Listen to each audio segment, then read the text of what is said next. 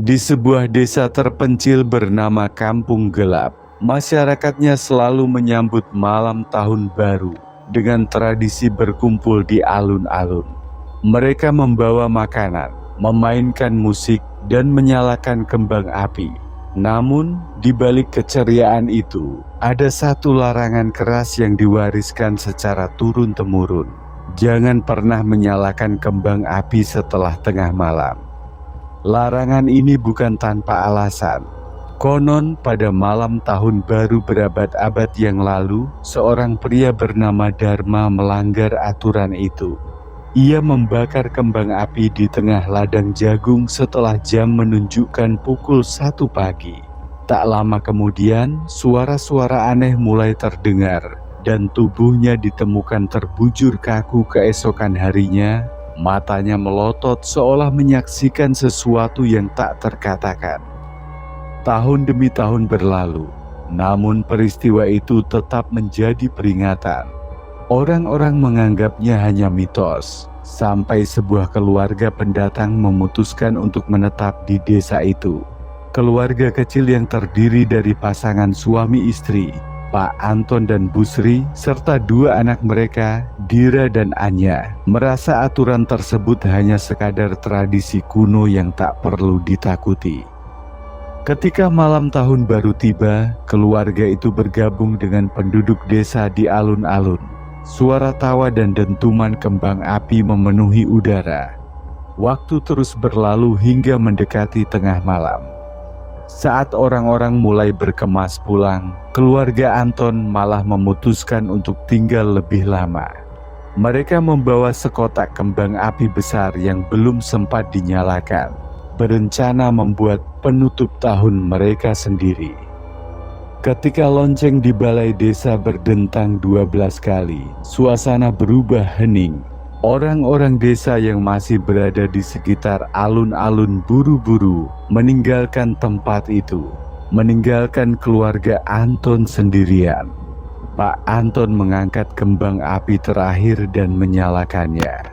Dentuman cerah menghiasi langit gelap dan Anya bertepuk tangan kegirangan. Namun, kegembiraan itu tidak berlangsung lama. Ketika percikan terakhir dari kembang api memudar, udara di sekitar mereka menjadi dingin. Angin kencang tiba-tiba bertiup, membawa aroma busuk yang menyengat. Langit yang sebelumnya cerah mulai diliputi awan gelap, meskipun hujan tak turun. Dira merasakan bulu kuduknya berdiri, tapi ia tak berani berbicara. Pak Anton menenangkan keluarganya, menganggap perubahan cuaca ini hanya kebetulan. Tapi langkahnya terhenti ketika ia mendengar suara pelan seperti bisikan yang datang dari balik pepohonan di pinggir alun-alun. Suara itu bukan suara angin, melainkan sesuatu yang terasa hidup, berbisik dengan nada rendah, namun cukup jelas untuk membuat tubuhnya gemetar. "Pergi dari sini." Pak Anton menoleh ke arah suara itu, tetapi tidak ada siapapun di sana. Hanya kegelapan pekat yang menyelimuti pepohonan. Namun, saat ia berbalik, ia mendapati wajah keluarganya memucat. Mata Bu Sri terpaku ke arah langit. Ia menunjuk dengan tangan gemetar, dan ketika Pak Anton mendongak, ia menyadari ada sesuatu yang tidak biasa.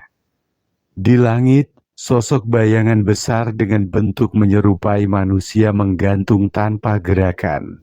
Tidak ada mata, tidak ada wajah, hanya bayangan hitam pekat dengan aura mengerikan yang membuat udara di sekitar mereka terasa sesak.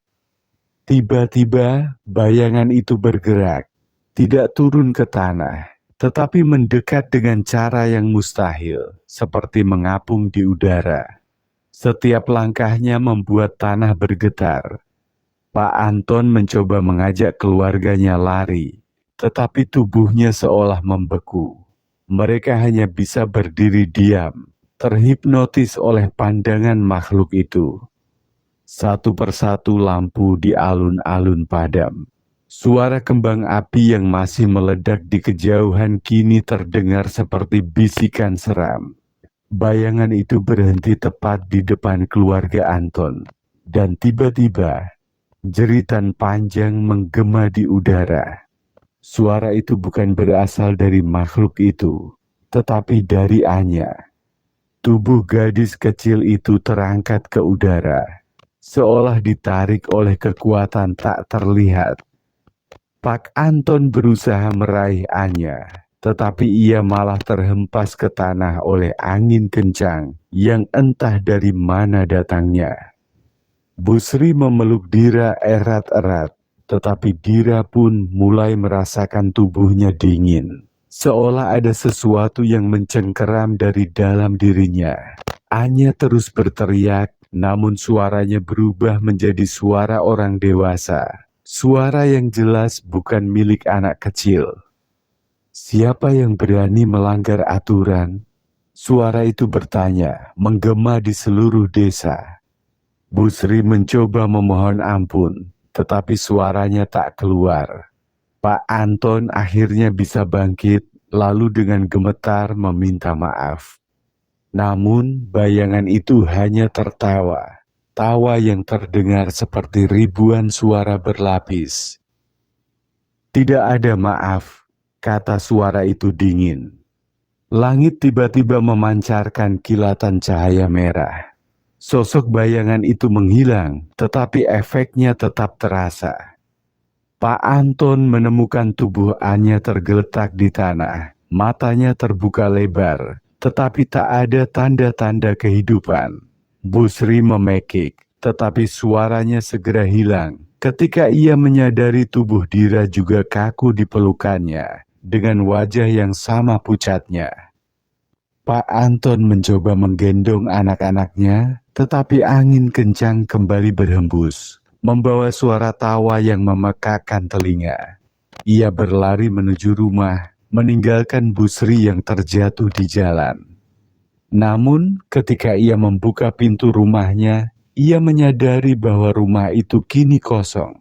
Tak ada perabot, tak ada tanda-tanda kehidupan yang pernah ada di sana. Ia berbalik hanya untuk menemukan desanya kini gelap gulita.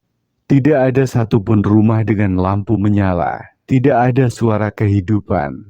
Ia kembali ke alun-alun, berharap menemukan istrinya. Tetapi yang ia temukan hanyalah bayangan gelap yang menunggunya. Keesokan paginya, penduduk desa menemukan alun-alun dalam keadaan hancur. Tidak ada tanda-tanda keberadaan keluarga Anton. Beberapa warga bersumpah mendengar suara jeritan malam itu, tetapi tak ada yang berani keluar rumah untuk memeriksa. Sejak malam itu, tradisi di kampung gelap menjadi semakin ketat. Tidak ada lagi yang berani mendekati alun-alun setelah tengah malam, bahkan untuk sekadar memastikan keadaan. Kembang api setelah tengah malam bukan lagi sekadar larangan, tetapi sumpah yang tak boleh dilanggar. Namun, setiap malam tahun baru, suara bisikan pelan masih terdengar dari alun-alun. Bisikan itu memanggil, mengingatkan, dan mengancam siapa saja yang berani melanggar aturan.